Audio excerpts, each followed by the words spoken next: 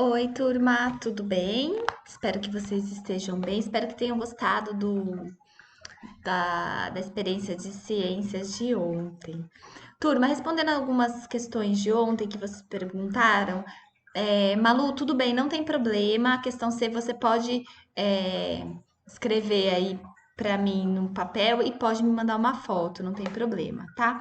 Ô, gente, eu vejo que muitos de vocês colocam assim, não tenho dúvida, mas quando vai me responder, responde completamente diferente do que eu perguntei. Ou não assistiram o vídeo, ou não entenderam. Se não entenderam, então tem que colocar a dúvida aí e assistir novamente o vídeo. Então eu quero dizer para vocês que a partir de hoje, das questões que eu deixar aí no plural, eu vou ser bem rigorosa em relação à correção, porque vale nota agora, né? Então eu vou ser bem rigorosa em questão com relação a resposta. Eu não quero que vocês se preocupem a resposta certa ou errada, mas pelo menos tem que ser coerente do que eu perguntei. Às vezes eu pergunto uma coisa que a pessoa responde nada a ver, nem com o vídeo e nem com o texto da apostila, né? Então, mesmo vocês assistindo aqui o vídeo, vocês precisam ler o texto, tá? Os vídeos vão ficar um pouquinho mais compridos agora, para a gente dar uma adiantada nessa atividade, tá? Pode ser que eu mande 2 vídeos por dia. Talvez hoje eu mande 2 vídeos. Vamos ver como que vai o andamento, tá? Pessoal, página 145, né? Gente, a gente estava falando sobre escravidão, né? Como que o povo foi o tráfico escravo, né, da África para cá. Depois, quando acabou esse tráfico, os negros continuaram escravizados e eles sofriam demais, porque eles eram tratados pior que animais, né? Então, abram lá na página 145 e vamos ler o texto ali, A Resistência à Escravidão. Assim como os indígenas, era comum os negros se revoltarem contra a sua condição de escravo, né? Lógico, né, gente? Eles são humanos, né? Quando desobedeciam às ordens ou se rebelavam, eram duramente castigados. Um dos seus modos de resistência era a fuga dos engenhos e das fazendas para se verem livres da escravidão. Entre os escravos fugidos, escravizados fugidos, havia os que se organizavam em comunidades, geralmente formadas em lugares de difícil acesso para poder se proteger. Essas comunidades eram chamadas de quilombos. Havia quilombos em quase todo o litoral brasileiro e também em algumas áreas no interior do país. Ainda hoje, há no interior e no litoral do Brasil comunidades, vilas e bairros que se originaram de antigos quilombos, pois muitos de seus habitantes continuaram morando no mesmo lugar depois da abolição. Os escravos que moravam nessas comunidades e os descendentes que nelas permaneceram são conhecidos como quilombas. Pessoal, então, é lógico, né? Os escravos eles se rebelavam. Olha só essa foto, né? Olha só essa pintura aqui. Aplicação do castigo do açoite. Gravura de Jean-Baptiste Debré, de 1884. Debré foi um artista francês que viveu no Brasil entre 1816 e 1831. Os negros escravizados eram amarrados ao pelourinho e castigados com chibatas. Então, assim, lembrando que essa é a visão do artista, né? Às vezes não era assim, talvez muito pior. Então, pessoal, por que que os negros se revoltavam? É lógico que eles se revoltavam, né? Primeiro pela condição de escravos que eles tinham e também porque eles eram duramente castigados, né? Olha só, eles eram açoitados, né? E depois não eram tratados. Conta-se na história que eles eram açoitados e depois eles jogavam sal nas feridas para não inflamar. Mas vocês imaginam a dor que era que esse pessoal sentia, né? Gente, então, quando eles se refugiavam, eles mudavam e começaram a criar comunidades longe de difícil acesso, porque quando eles fugiam, se eles fossem capturados novamente, eles eram novamente castigados, né? Então eles fugiam, tinha que fugir para um lugar que escondido, né? Então começou a criar essas comunidades que eram chamadas de quilombo, que eram comunidades formadas por escravos, pessoas escravizadas, fugidas, né? Ex-escravos, mestiços, indígenas, toda pessoa que era discriminada naquela época, elas fugiam para os quilombos, né? E aí elas eram conhecidas como quilombolas. O que, que é a pessoa que é quilombola? Significa que elas eram parte da comunidade quilomba. Eu vou passar um filminho aí para vocês do tá fazendo um barulho aqui, gente. Aí tive que dar uma parada na gravação. Então, eu vou passar um videozinho curtinho de 3 minutinhos sobre o Quilombo dos Palmares, que fica aqui no litoral brasileiro, tá? Então, só um minutinho. Olha só, turma, o Quilombo dos Palmares fica aqui em Maceió, Alagoas, tá? Então, dá uma olhadinha aqui. Congo, Benguela, Monjolo, Cabinda, Mina, Quilo, Rebolo. Aqui onde estão os homens. Olá, eu sou Thaís, sou guia local da cidade de Unas Palmares, do Parque Memorial Quilombo dos Palmares, Serra da Barriga. Sou conhecida como Dandara, uma das maiores lideranças mulher do Quilombo dos Palmares. O pessoal me chama de Dandara porque eu fazia parte do grupo de dança da banda Afro Nação Dandara. Ó, gente, deixa eu dar um pause aqui.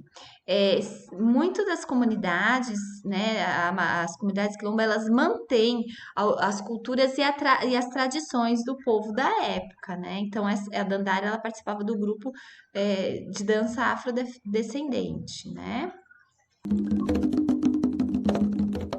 Lá durou quase 100 anos e teve Ninguém seu como auge nós apimenta a vida e divide a lua ao meio, mesmo estando inteira no compasso. Tem lá, tem cá poeira brilhante nos pés das estrelas. Estrelas que dançam jongo, sambantes na roda de inquice, voodoo, orixás. Já que o burububá tocava nas mãos de Benguela. Pessoal, olha só. Então, lembra que eu li ali para vocês no texto? Tem lá, tem cá. Deixa eu só pôr um pouquinho para frente, peraí. Então, era distante essas comunidades, e olha só, a Atalaia de Acainê era de onde os quilombolas vigiavam os inimigos. Então, quando os inimigos se aproximavam, né? Quem eram os inimigos? Os senhores do engenho lá, que queriam escravizá-los, né? Então era tipo um forte, olha, eles vigiavam para ver quem se aproximava, né? Para avisar a comunidade. Vou continuar. Já que o burububá tocava nas mãos de Benguela.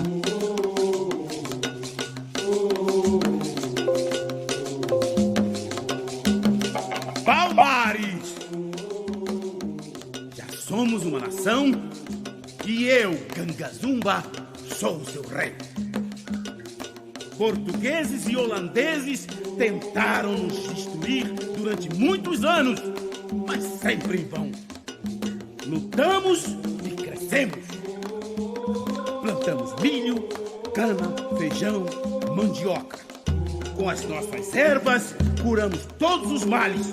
Então, esse espaço aqui é o espaço Aqualtune e hoje é o espaço mais sagrado do parque por ter esses 2 registros originais, registros vivos da história do Quilombo. A árvore sagrada é aquela que presenciou todas as batalhas, então ela foi aquela que viu de perto tudo o que aconteceu aqui até a última batalha, o 6 de fevereiro. Foi o espaço onde teve rios de sangue, onde no 6 de fevereiro, quando Domingos Jorge Velho destruiu Palmares, muitos corpos de pessoas estavam espalhados aqui ao redor da Lagoa dos Negros.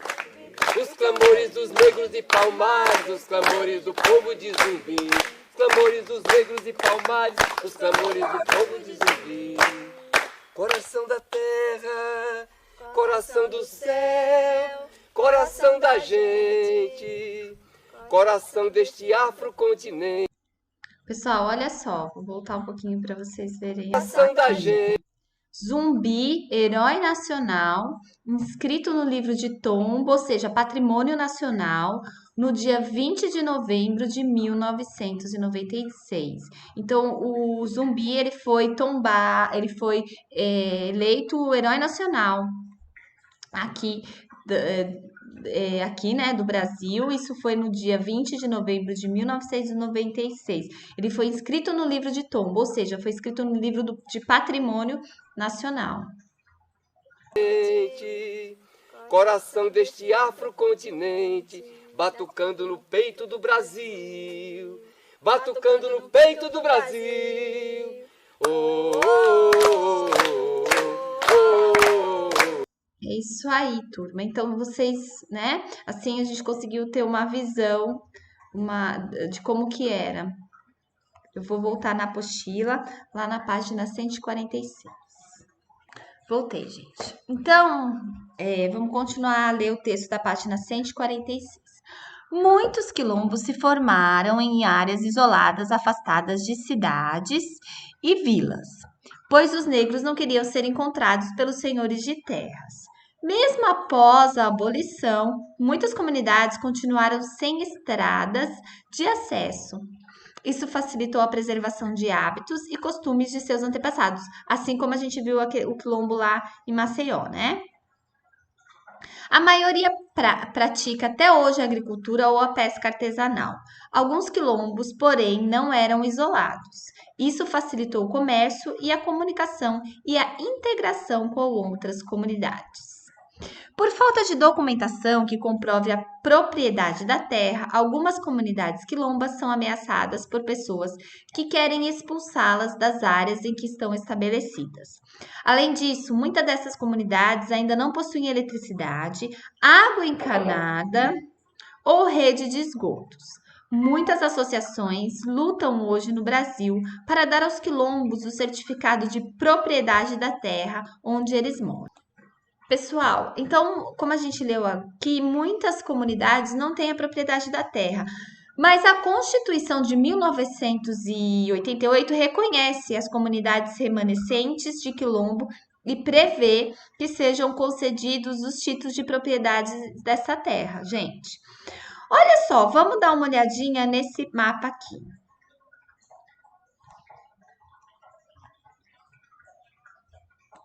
Brasil Terras Quilombas de 2016, né? Então, esses pontinhos aqui, ó, vamos ler a legenda, significa que as terras são terras quilombas tituladas. Essas possuem a propriedade, gente. Olha aqui, em São Paulo. Em São Paulo, a gente tem 1, 2, 3, 4, 5, 6 comunidades quilombas. Vocês acham que aqui em Piracicaba existe comunidade quilomba? Existiu? Tem comunidade quilomba aqui em Piracicaba? O pai de vocês, a mãe de vocês que são de Piracicaba deve saber, né? Vou mostrar para vocês, olha só. O Parque Histórico Quilombo Corumbataí. Pessoal, olha só aqui, ó. No distrito de Santa Terezinha, em Piracicaba, há uma grande praça onde há mais de 200 anos viviam negros fugidos da escravidão. O Parque Histórico Quilombo Corumbataí é uma remanescente de atividades quilombola em áreas urbanas. Devido à sua localização, é um dos mais importantes do país, segundo informações do professor de História, Noede Monteiro. Olha só o parque. Quem já foi lá no Parque de Corumbataí? Eu nunca fui, agora eu vou visitar só para ver, matar a curiosidade. Olha só. O parque é hoje uma grande área de lazer onde a população do distrito possui playground, pista de skate, arborização, pista para caminhada, academia para a terceira idade e um grande espaço aberto e calçado para as atividades culturais. Olha só, África em Piracicaba. Olha só, Parque Histórico Quilombo de Corumbataí. Quando acabar a pandemia, pessoal, convido vocês a visitar lá. Quem sabe a gente não faz uma excursãozinha, né? Bem legal. Vamos voltar então, pessoal, lá na página 147. Olha só, vamos continuar lendo o texto da página 147. Como vimos, apesar do tráfico de negros escravizados ter sido proibido no Brasil em 1850, a exploração do trabalho escravo continuou. O cultivo de cana-de-açúcar ainda era amplo, mas o café se tornava um produto cada vez mais importante para a economia brasileira. No início, as fazendas de café no estado de São Paulo, Rio de Janeiro e Minas Gerais também usavam a mão de obra dos negros escravizados. Ao longo do século XIX, a mobilização pelo fim da escravidão cresceu. Os grupos de pessoas que buscavam acabar com a escravidão eram conhecidos como abolicionistas. Então, os abolicionistas, turma, eram conhecidos como as pessoas que buscavam o fim da escravidão. Eles trabalhavam por uma causa. Hoje eles seriam os ativistas, né? São os chamados ativistas, no caso, hoje. A libertação definitiva dos escravizados só ocorreu em 13 de maio de 1888, quando a princesa Isabel assinou a Lei Áurea. Gente, a princesa Isabel ela era filha do Dom Pedro II, era a herdeira do trono no Brasil e ela governava o país no lugar do pai. Então, foi ela que assinou a Lei Áurea. Olha lá, vamos ver aqui no cantinho o que era a Lei Áurea. Nome pelo qual foi conhecida a lei que aboliu definitivamente a escravidão no Brasil, de 13 de maio de 1888. Assinada pela princesa Isabel, a filha de Dom Pedro II, a herdeira do trono, essa lei tinha apenas 2 artigos. Primeiro, é declarada extinta desde a data desta lei a escravidão no Brasil. E segundo, revogam-se, são inválidas as disposições em contrário, né? Então, não tinha como revogar essa lei. Todos os que eram... A escravidão foi extinta do Brasil em 1888. Então, a gente viu naquele num texto anterior que em 1550 começaram os tráficos de escravos. E a escravidão foi abolida aqui no Brasil em 1888. Então, gente... A escravidão durou no Brasil 338 anos. Olha quanto tempo. Olha essa ilustração aqui, ó. É a festa, né?